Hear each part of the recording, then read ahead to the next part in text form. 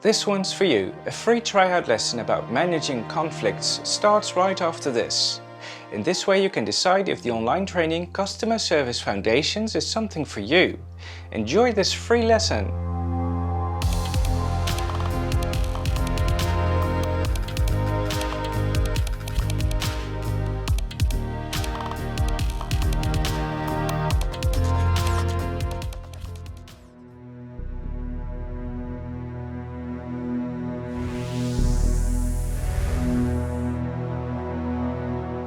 Before, during and after a conflict, energy can charge and discharge between two people.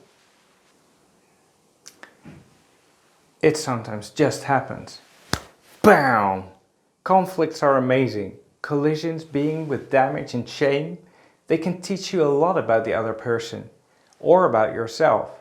Why did you cause so much damage doing a certain action or taking a certain step to the other person? What can you learn about someone else's perceptions? Without a collision, you wouldn't have been able to find out about all that. After a conflict, you can show more understanding and empathy with that what you have learned about the other person. In fact, after a collision, the bond could even be further enriched and strengthened to a whole other level. You might not expect that because people tend to be avoiding conflicts in general. People react to and direct with energy to each other. If you notice that a conflict with a customer is building up, in your role as a call center agent, it is not bringing the solution closer when you want to prove you're right. In the upcoming example, I will further explain.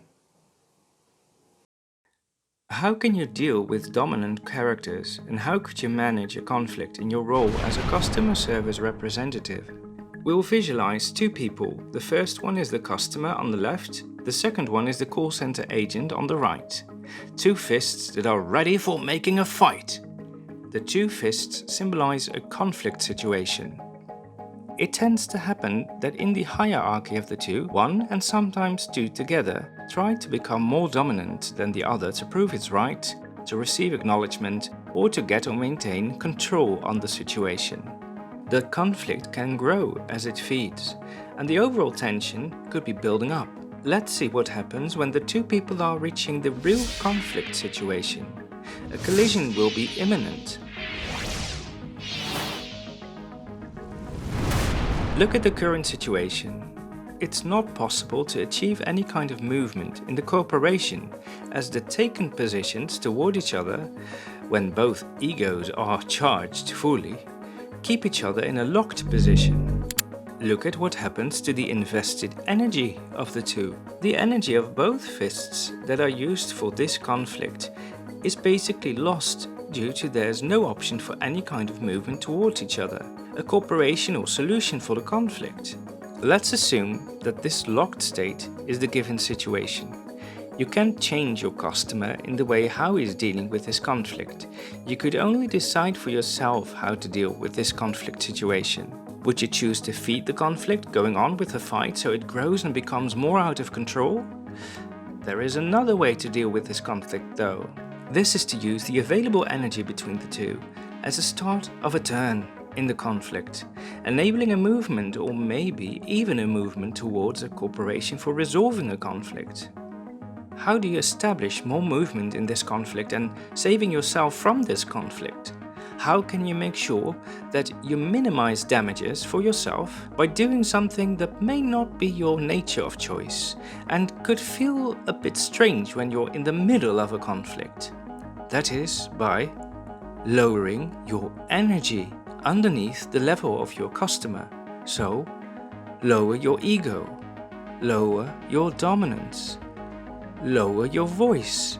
You're unlocking the locked positions between each other by doing this.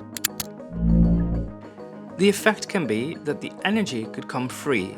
In this moment, the energy is not being used for the continuation of the conflict, but is being used for movement, or at least a movement towards a further cooperation.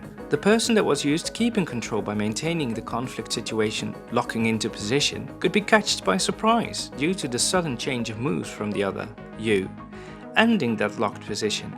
If the ego is sensitive to it, your customer could even think having reached more control on the situation because you have chosen to lower yourself in the chain of hierarchy.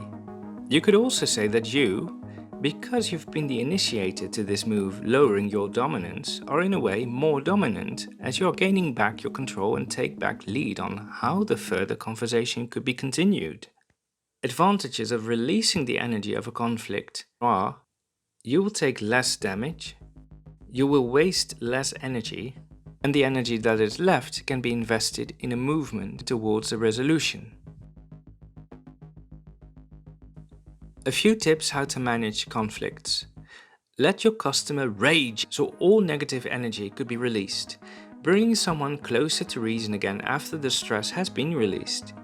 Never let yourself come to that point where you want to prove your right towards the customer in any way, because that is a danger to feed a conflict situation. And keep your self-control. Even this can be difficult and challenging at times. Your self-control will help to keep an overview on the situation and thus the conflict. Concluding, the best way to manage conflicts is make sure that the energy that could build up that conflict situation can be released. The best way to do that is by using your ears, listening to that customer,